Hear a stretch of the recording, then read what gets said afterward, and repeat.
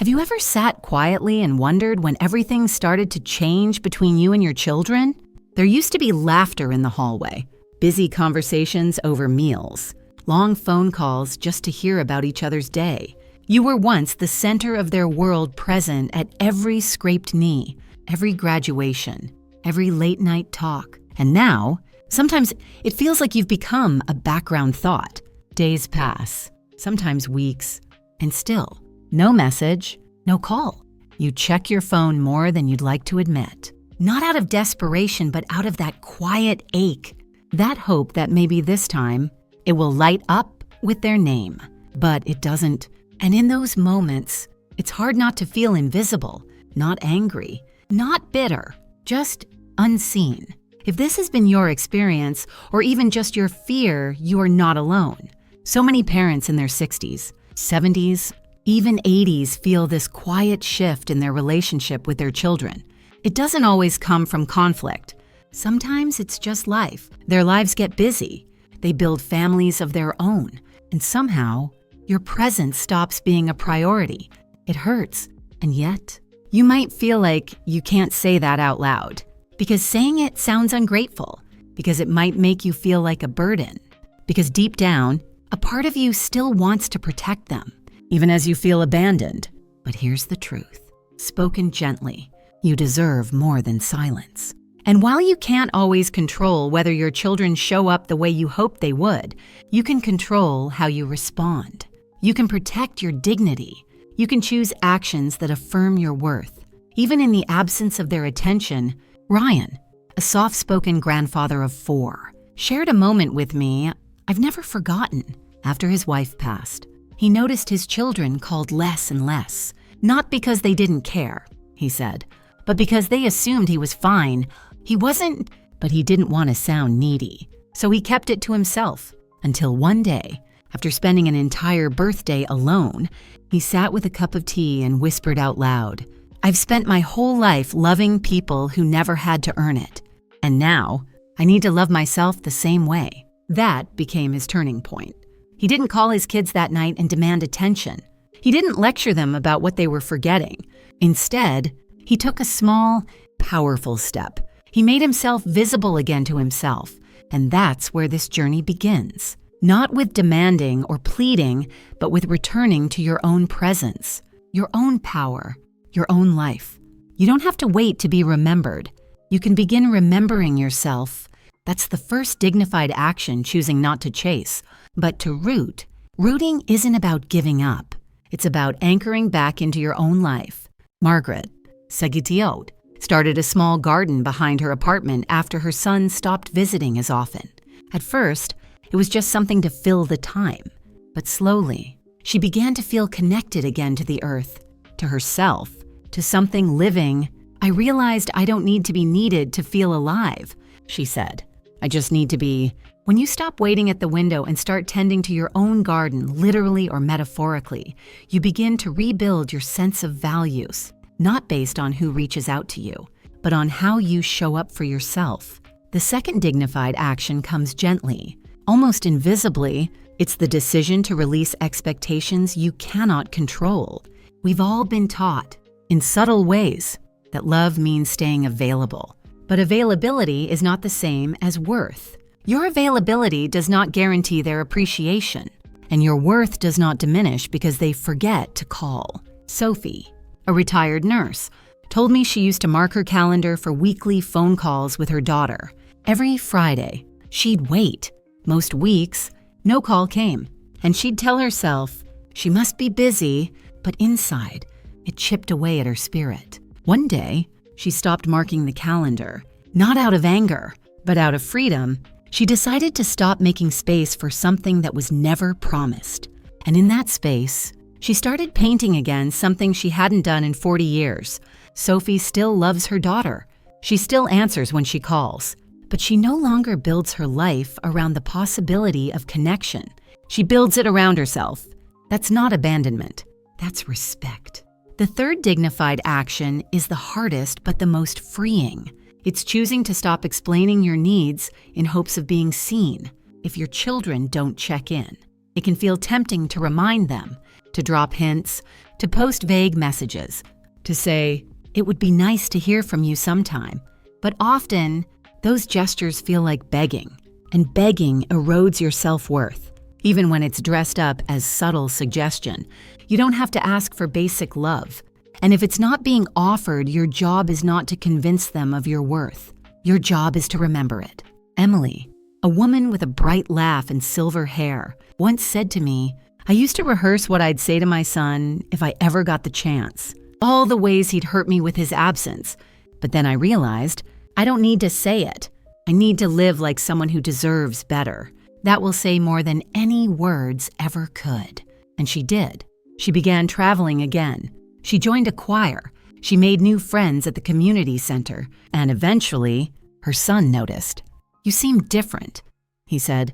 She simply smiled and replied, "I am." That's the power of dignity. It doesn't shout. It simply is. You are allowed to miss them. You are allowed to hope. You are even allowed to grieve the relationship you thought you'd have.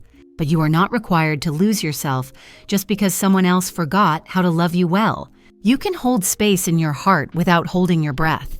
You can still wish them well without waiting for them to return. And most of all, you can choose to walk with grace. Even through the silence, sometimes, when the silence stretches longer than you'd hoped, the questions begin. Did I do something wrong? Was I too much? Too little? Was I too present or not present enough? We begin to replay old conversations, revisit decisions made years ago. Wonder if one small moment, one sharp word, one forgotten birthday, one missed signal was the crack that caused everything to shift. But more often than not, it's not one moment that leads to distance. It's life. It's the relentless pace of it all. It's how children become adults, and then adults become exhausted.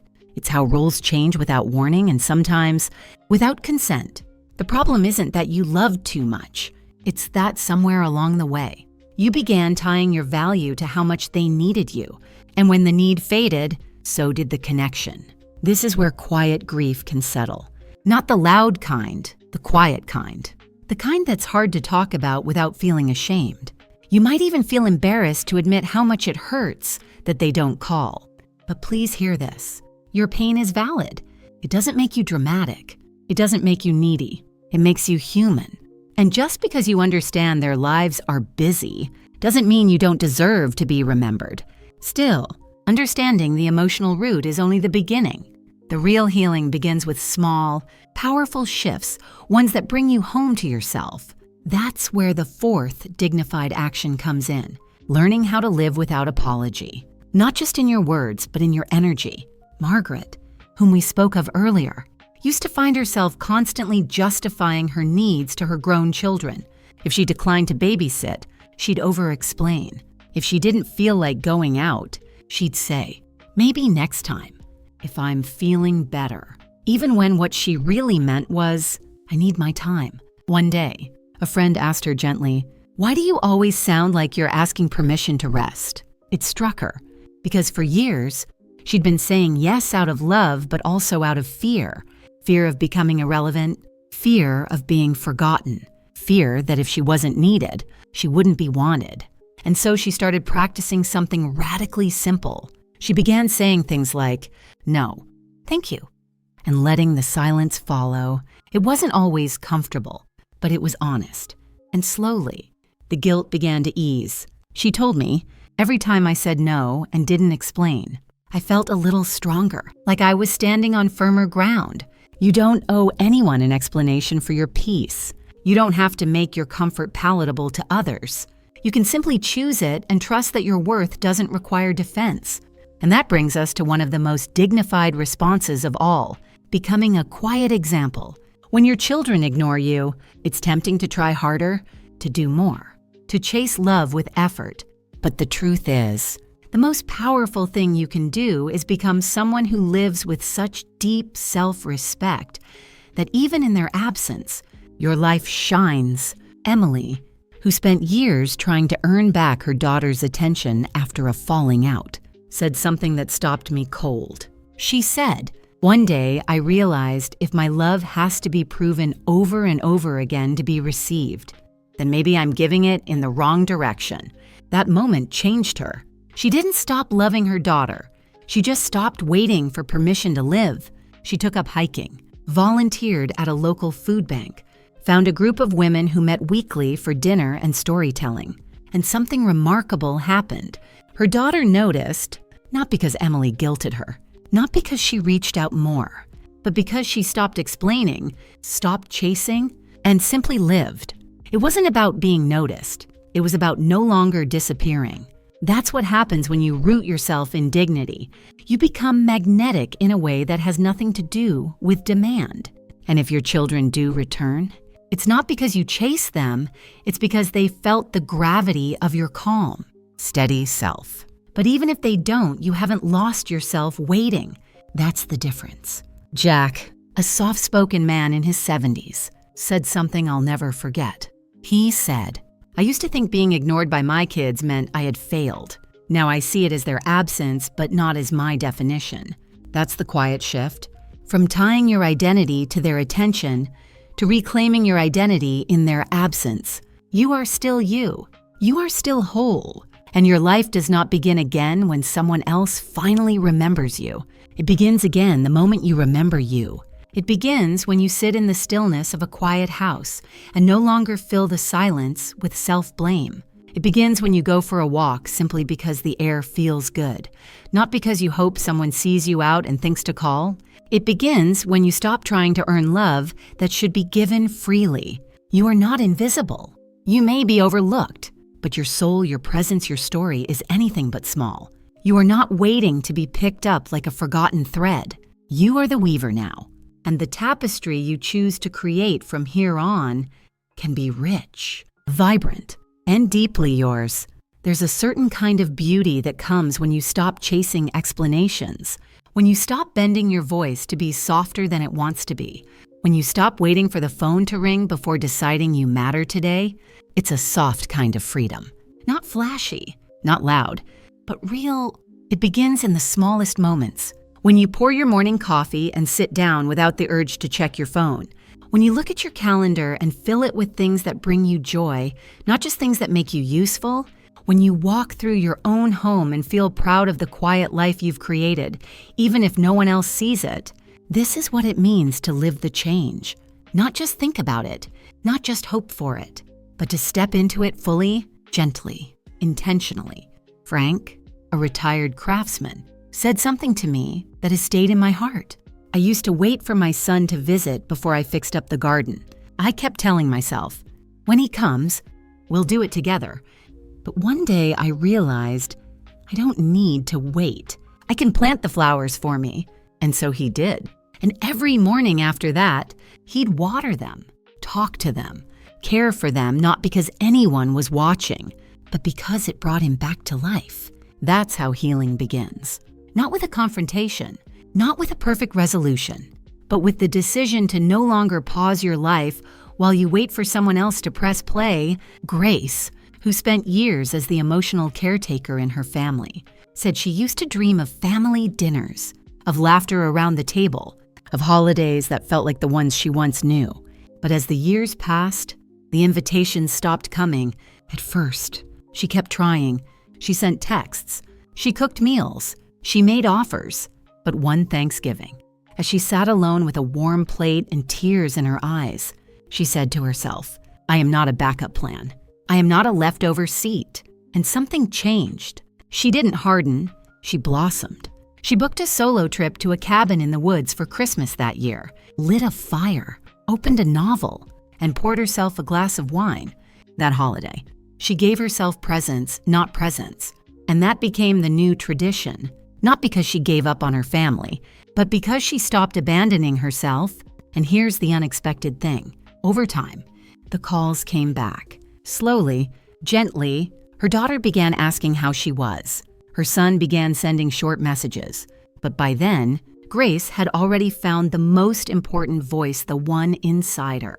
You don't need to punish people to reclaim your dignity. You don't need to slam doors or make speeches or create distance as a form of revenge. You only need to stand quietly in your light. And when you do, something subtle but sacred happens. People begin to sense the difference. Not because you've demanded it, but because when you live in alignment with your worth, others are invited without pressure to rise to meet you there. Jack, whom we've spoken of, told me something beautiful the last time we talked. He said, "The more I let go of needing anything from my kids, the more they started to reach out. Not often, not perfectly, but without obligation. That feels better." You see, when you stop chasing love, it either comes back willingly or it reveals that it was never really there. And either truth, though painful, will set you free. That's the final piece of this shift. Accepting what is not with defeat, but with peace. You don't have to like it, but you can live beautifully anyway. You can take that ache and soften it, not by pretending it's gone, but by letting it breathe and then placing it gently beside you. Instead of letting it weigh on your chest, you are still allowed to feel sadness. But sadness is not weakness, and silence from others does not mean your life has stopped speaking. There's a power in becoming the center of your own life again, in choosing music you love, in dancing in the kitchen if your knees allow, in putting on perfume just for yourself, in buying flowers without needing a reason. Chloe, who once waited every weekend to be invited to her grandchildren's events, finally decided to host a gathering for her own friends instead. No guilt, no waiting, just joy. She said, "I stopped hoping someone would save me from the silence, and I started filling the space with people who see me now." And that's what this all comes down to. When your children ignore you, you have every right to feel hurt, but you also have every right to rebuild, to root, to thrive, not out of bitterness, but out of deep, personal love. The kind of love that says, even if they never come, I will not forget who I am, because you are not disposable. You are not invisible. You are not waiting for someone to validate your existence. You are standing softly, steadily at the center of a life that still has meaning, still has laughter, still has new chapters waiting. And you don't need to be loud to be heard. You only need to stand firmly in your light. If you've made it this far with me, thank you. Truly thank you. It means you've allowed yourself to feel, not just listen. You've let these words sit with you, touch parts of you that maybe haven't had a voice in a long time. Maybe you've nodded quietly. Maybe you've felt tears you didn't expect. Or maybe you've just felt understood. And in a world that so often overlooks people once they pass a certain age, being understood is no small thing. So I want to take a moment to honor you, not just for being here, but for everything you've carried. The love you gave that was never returned the same way. The effort you poured into your family, sometimes without acknowledgement. The way you've continued to show up, even when no one noticed. I want you to know, none of it was wasted. Even if your children don't see it, even if they don't say it, even if the silence continues, you were and are a light. You don't need to be in their spotlight to keep shining. You are still whole. You are still needed, if not by them, then by the life that surrounds you now. By the garden you've been meaning to plant. By the book you've been meaning to read. By the neighbor you could sit with. By the person behind you in line at the store who needs a smile from someone wise and kind. You matter not because of who checks in on you, but because of who you are when no one's watching. If your children have drifted away, that is their path, their story. And maybe, one day, they will return. Maybe they won't, but your story doesn't end there. You still get to write the next chapter. You still get to wake up tomorrow and decide that your day will be full, not of waiting, but of living. You still get to make plans, take walks, laugh loudly, and love deeply. You still get to build a life that feels beautiful to you, even if no one else ever fully understands it. So now, I'd love to hear from you. Has your relationship with your adult children changed over time? Have you experienced that quiet ache of being ignored? What helped you cope or begin to grow beyond it?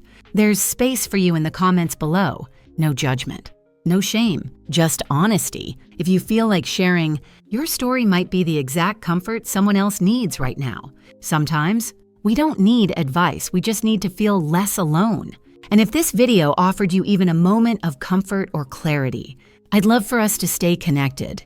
Feel free to subscribe, not because you have to, but because I believe we need more gentle places like this.